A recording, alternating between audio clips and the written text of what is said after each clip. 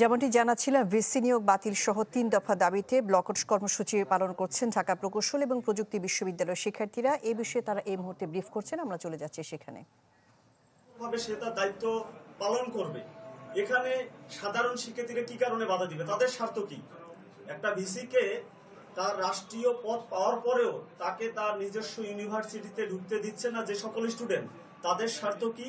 এই বিষয়টা আপনাদের সাংবাদিক ভাইদের মাধ্যমে আমি আহ্বান জানাবো যে আপনারা খতিয়ে দেখবেন যে তারা কেন দায়িত্বপ্রাপ্ত একজন ভিসিকে তার প্রতিষ্ঠানে ঢুকতে দিচ্ছে না, তাদের স্বার্থটা কোথায় এবং এর পিছনে তাদেরকে কারা মদত যোগাচ্ছে, এই বিষয়টাও আপনারা খতিয়ে দেখবেন।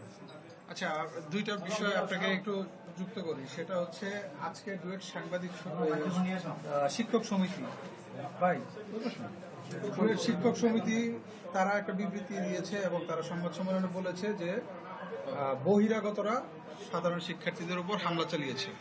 তো আপনারা যেহেতু বাইরে, একটু আমি প্রশ্নটা আগে শেষ করি, আপনারা যেহেতু বাইরে ছিলেন, আপনাদের সঙ্গে কি বহিরাগতরা কি সেখানে ছিল কিনা এটা একটু ক্লিয়ার করবেন। এক, আরেকটা বিষয় হচ্ছে এই সাধারণ শিক্ষার্থী ব্যানার বলা হচ্ছে, সেই ব্যানারের মধ্যে আপনারা কিভাবে মানে ছাত্র শিবির কিংবা ছাত্র শক্তিকে আপনারা ফাইন্ড আউট করতে পারছেন কিনা, ওইভাবে তাদেরকে চিহ্নিত করতে পারছেন কিনা?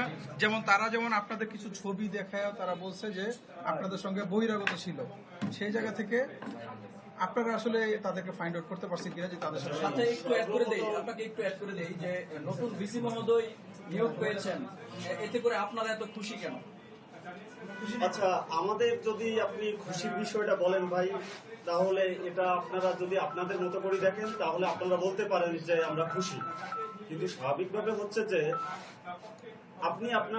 আপনাকে যদি আমি বলি আপনি একটা প্রতিষ্ঠানে নতুন নিয়োগ পাইছেন, আপনি আপনার প্রতিষ্ঠানে যাবেন না?